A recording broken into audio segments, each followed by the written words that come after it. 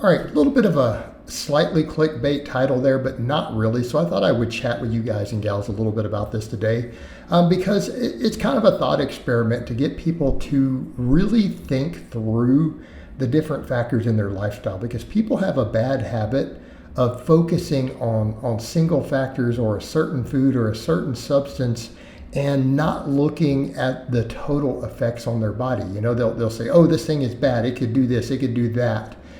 Without really looking at data and without thinking through all of the other consequences, meaning the different stuff that is positively or negatively affected when you're looking at really your total lifestyle, okay? Because it all comes down to what's your total lifestyle. And aspartame is one of those ones that's really funny, because if you really look at all of the research and data available, it's not something we should even be concerned with. It really isn't. But even if some of the concerns as far as cancer go, and those are not actually really valid, but let's assume they were. That's where it creates the interesting thought experiment. And I'll get into near the end a little bit of what the research and stuff really does say about aspartame. But when it comes to the cancer side, people will get concerned and say, well, this is a possible carcinogen at high enough doses. But then you look at that and go, what are the positives and negatives? Okay, because everything in your diet has positives and negatives, including natural foods, including artificial foods, and you have to weigh all that out in the totality. All right, so keep in mind, aspartame and artificial sweeteners are absolutely linked with fat loss. Okay, we need to be very clear on that. They are potentially useful agents for helping with fat loss because they're cutting out empty sugar calories. Okay, and the data on that is very robust at this point, that refined fructose, we think of as refined sugars, but it really is a refined fructose, are absolutely linked to obesity. They're absolutely linked to cancer because of that, because of the effect on insulin sensitivity, because of the effect on obesity. So we need to understand that obesity itself is one of the largest, absolutely largest contributors and risk factors to almost all types of cancer. Okay? So, see where we're going with this? Anything that helps you lose body fat can dramatically reduce your chances of developing a wide variety of cancers. Body fat contributes to cancer on an enormous scale.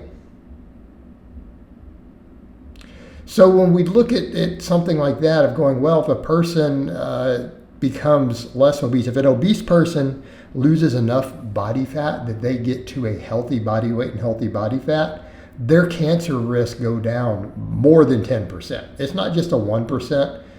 In some cases, it could be as high as a 40 or 50% reduction in cancer risk. You see where we're going with this? So getting fat, gaining body fat, gaining significant amounts of body fat increases your risk of cancer way more than 1%. Way more than 1%.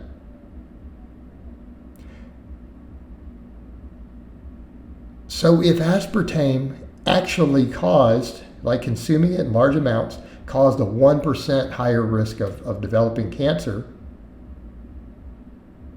that would be relatively insignificant. Getting fat could double your chances.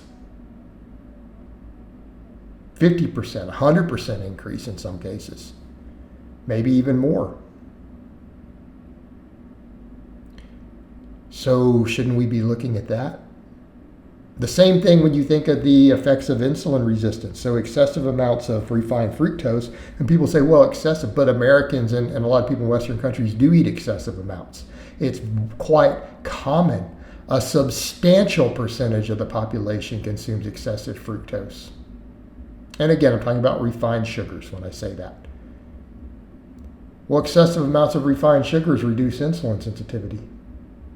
Reduced insulin sensitivity contributes to cancer and tumor growth because it disrupts your body's insulin response. Insulin for a healthy person is not harmful. It is actually an extremely useful and valuable hormone. It's not linked to problems for metabolically healthy people.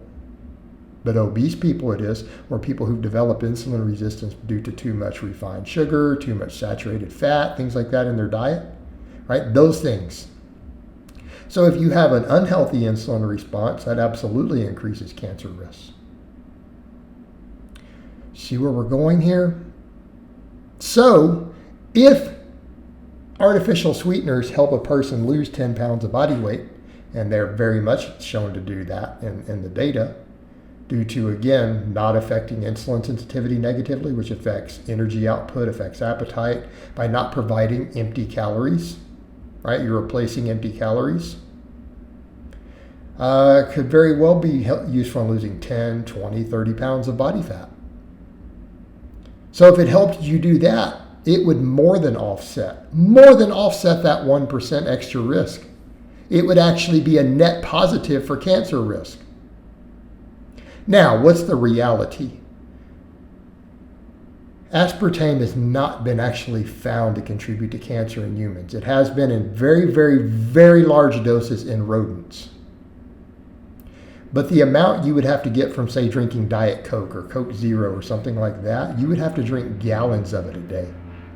You would actually die from water intoxication before you receive the doses that are considered the upper end of safety threshold, keeping in mind those recommended doses for safety threshold. It's not actually been found that exceeding them causes cancer. It's that based upon the rodent data and the possible pathways that exceeding those doses might contribute to cancer. But again, people have to understand it's very large amounts we're talking about, and smaller amounts have not been found to do that even in the rodent studies. Okay?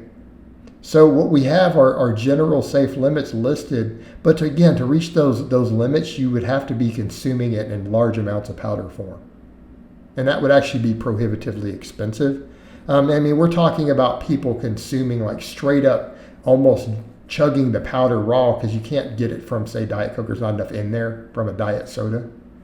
We're talking about people consuming like $20 a day worth of it every day, 7 days a week, 365 days a year for years on end. Okay, the logistics of it are not realistic. It could be done, but it's not realistic.